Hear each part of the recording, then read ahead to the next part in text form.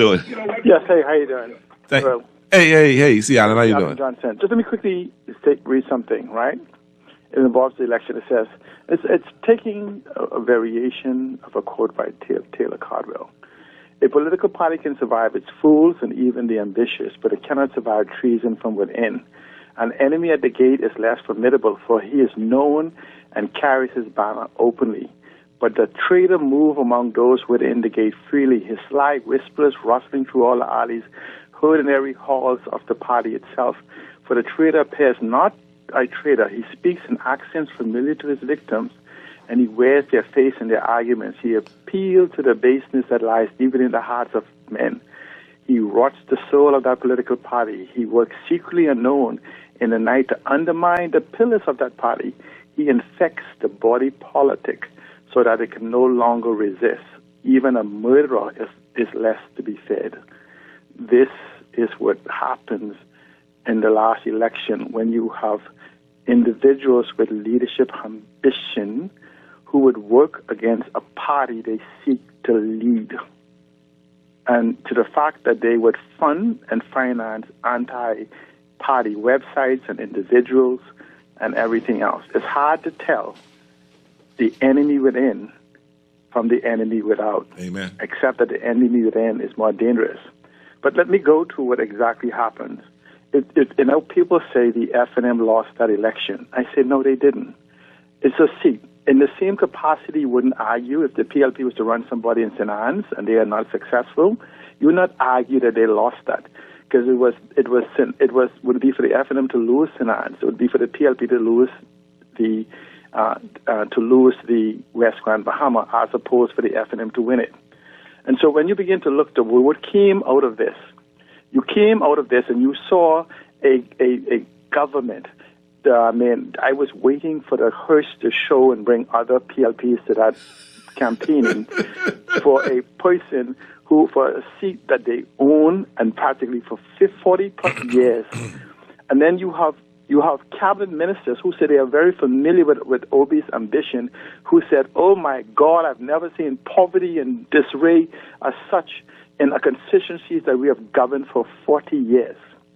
Then you have a leader who says that he's willing not to run. I wanted to take him at his word. I don't want us to allow him to allow us to pass this off on Kinsley, because he will try to throw him under the bus.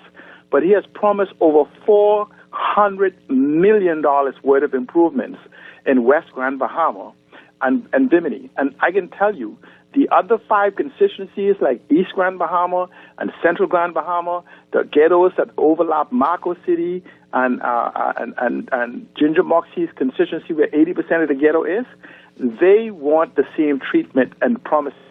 But when you hear that you are promising a seawall that is 4 miles, that could very easily be over $100 million, a police fire defense force location that could easily be from $70 million to $100 million because of the 3, a government dock. You can need another separate secure docking for the defense force. Docks for fishermen, clinics. You say you're going to provide new schools, not the one that's building, new schools.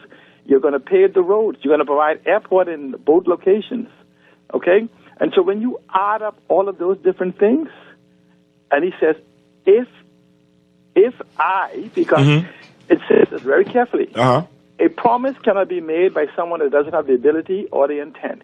Kinsley did not have the ability to make a promise on behalf of no government. I got you. It was made by Mr. Brave Davis.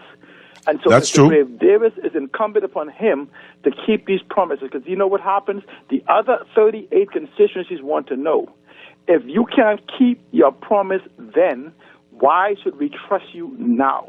And so not only upon that, we want to see, not only that, we want to see programs. Remember now, upon the $400 million, he said it's going to be jobs and multi-million-dollar investments. But how do you have that without surrounding developing the surrounding of Freeport, the whole of Grand Bahama?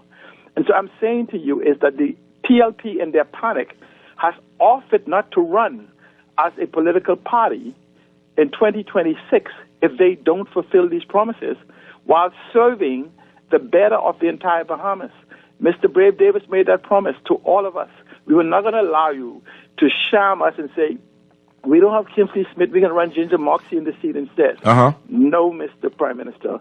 You made a promise as witness, as documented to the Bahamian people, and at the same time, the FNM now gets to see a closer look to the extent of the damage, the extent whatever. Remember now, the FNM did have their seat in the last 4.5 years before the PLP.